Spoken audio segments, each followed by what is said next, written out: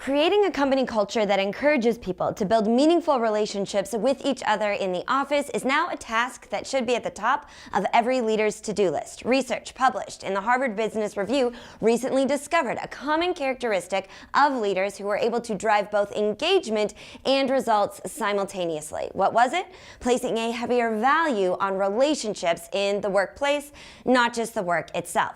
This is a distinctly different approach than previous decades where work life and normal life were distinctly separate. So, what is a leader who wants to make the shift to encourage deeper relationships in an intentional way to do?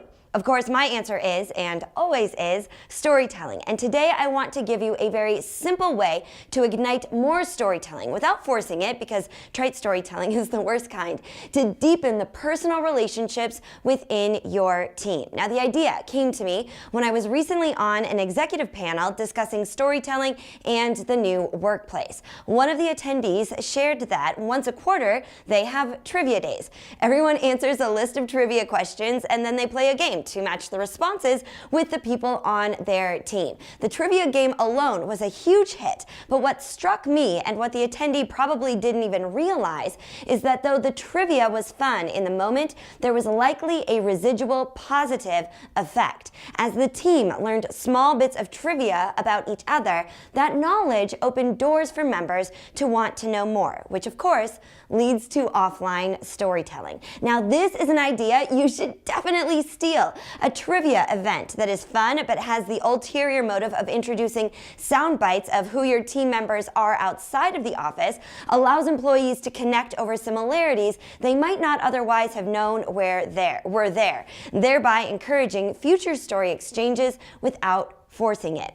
Now, if you think this idea is as great as I did, here are a few tips for putting together the ultimate story-inspiring trivia game. First, don't get too trivial with the questions. People aren't likely going to start sharing stories about their favorite color or snack, okay? Choose questions that could inspire future stories. Second, stay away from hypothetical questions like, if you were an animal, what would you be? That's not going to lead to future stories. Keep the trivia within the realm of real life.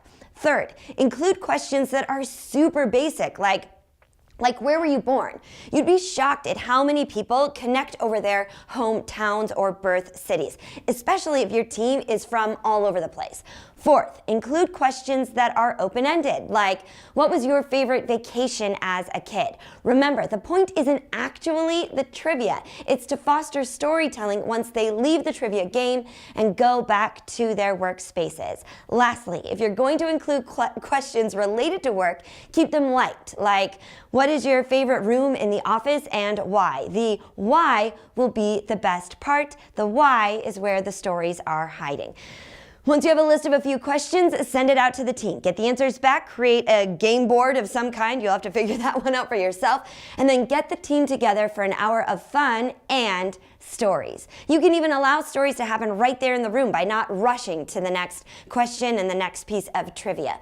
The research is saying it. You can probably feel it in your own office. The more engaged your team is, the more connected they are as people, the better you'll be as a whole. Encouraging a culture of storytelling will help bridge the gaps between work life and real life, and a simple game of trivia can get those stories flowing. That's all for now. Let me know how it goes, and I'll be back again soon with more strategic story content.